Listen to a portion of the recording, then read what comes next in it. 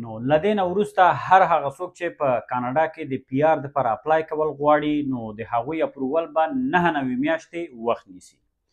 نو دا هغه اوازې دي چې په دغه ورځو کې به تاسو په سوشل میډیا کې کتلي وي چې د پی آر موده دلته په کاناډا کې خلک وایي چې 9 میاشتو ته تقریبا دا 9 کاله کیږي، 9 کالو ته غځېدلی. نو راځو په دغه ویډیو کې تاسو سره یو خوشخبري هم تاسو سره زه شریکوم. ویډیو تر پایه پورې ما سره پاتې شئ. نو لکه څنګه چې تاسو معلومات دی چې په دلته په کاناډا کې د آی آر سی سی ادارې د نومبر په 9 تاریخ کې د 2025 نو بعضې نوي اپډیټس اعلان کړي دي. راځو په همدغه اپډیټس باندې هم خبره کوو او په دې باندې هم خبره کوو چې آیا دا د 9 میاشتو خبره دا دروغ ده او که رښتیا ده. نو همدارنګه په دغه ویډیو کې دې باندې هم غږیږو چې هغه چا چې دلته د پی آر دلته اپروف شوی ده، فرض مثال د هغو خپلو ماشومانو دپاره هم دلته اپلایګانې کړي دي، خصوصا هغه چا چې ودونه کړي دي دننه په افغانستان کې یا ماشومان ولري او یا که ماشومان ونه لري، هغه څوک چې په دننه په افغانستان کې نامزاد لري، یعنی هغوی کارونه څومره وخت نیسي او د آی آر سی سی په دغه نوی چې کوم اپډیټس اعلان کړي دي د دې هغه مودې په اړه څه ویلي دي او همدارنګه هر هغه څوک چې د مور او پلار دپاره اپلای کول غواړي، هغوی دلته راوستل غواړي، نو هغو دپاره څومره وخت نیسي، موده نیسي او همدارنګه هغوی په کم ډول هغو ته تاسې اپلای کولی شئ. نو لومړی راځم دې خبرې ته چې دا د 9 میاشتو خبره دا 100% دا دروغ ده، ځکه چې خلک داسې دي چې دقیق ډول یو معلومات ونه ګوري، ډایرکټ راشي او دلته په سوشل میډیا کې د خلکو ذهن ته یو تشویش واچوي. دا په اصل کې دلته دا د کیوبیک کوم خبر چې دا هغه یې دلته راوستی ده. په کیوبیک یو برنامه ده د کیوبیک بزنس امیګریشن پروګرام په نوم. نو هر هغه څوک چې دننه هلته په کیوبیک یعنې د بزنس په بخش کې هلته پی آر دپاره اپلای کول غواړي، نو په رښتیا ډول د هغې موده چې ده تقریبا 4 میاشتو ته غځېدلی ده چې تقریبا دا 7 کاله کیږي. نو هر هغه څوک چې هلته یعنې پی آر ته اپلای کول غواړي د بزنس پروګرام په بخش کې، نو هغو ته به 7 کاله وخت نیسي.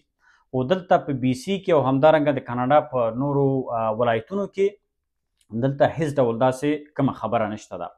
او بل خبره ما دا وکړله چې کوم چې آی آر سی سی په 2025 د نومبر په 9 میاشت کې چې کوم تغییرات اعلان کړي دي په خپل ویب سایټ کې، نو هغه تغییرات دا دي چې نو هر هغه څوک چې د نومبر د میاشتې څخه دې خواته څوک اپلای کول غواړي د هغې ته د پی آر دپاره، نو د هغو پی آر موده چې دا مخکې یعنې زیاته وه، اوس کم شوی ده نور هم. نو خلک خو لا وایي چې 9 میاشتې دا نور هم کم شوی ده چې تقریبا 21 ورځې به وخت نیسي دې نه وروسته. یعنې کله چې تاسو پی آر دپاره اپلای کول غواړي نو د هغه ورځې نه تر 21 یعنې تر 2 میاشتو کې دننه به ستاسو پی آر کارت به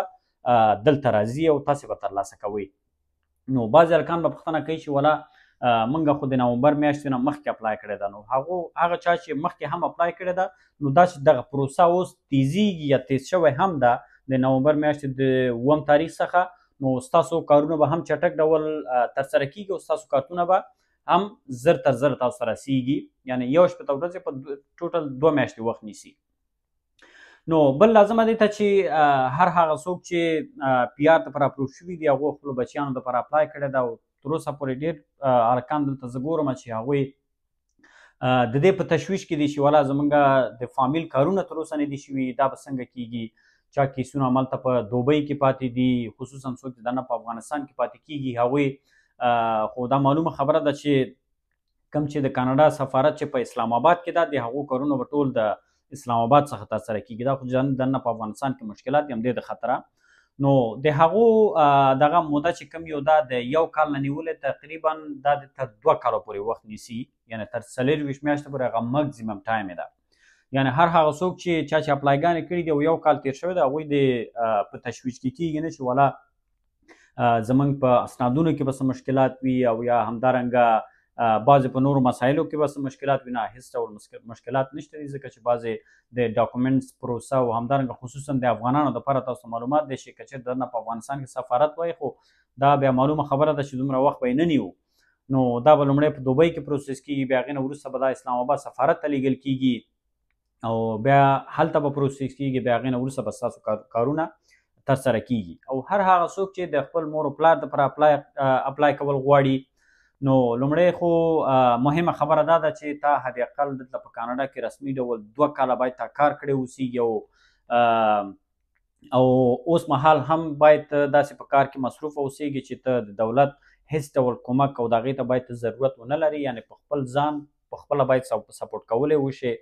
او همدارنګه حد اقل 2 کاله دلته تا ټکس ورکړی اوسیږي او دلته د اوسېدو ځای دپاره هم دومره ځای ته ولرې که چېرته ته خپل مور او پلار دپاره اپلای کول غواړې فرض مثال هغوی دلته راوستل غواړې نو ستا هغه دلته کم فاینانشلي کنډیشن چې کوم یو دي هغه ټول باید آماده اوسیږي بیا هغې نه وروسته دولت اپروف کوي او بیا تاسې کولی شئ چې دلته هغوی راولئ او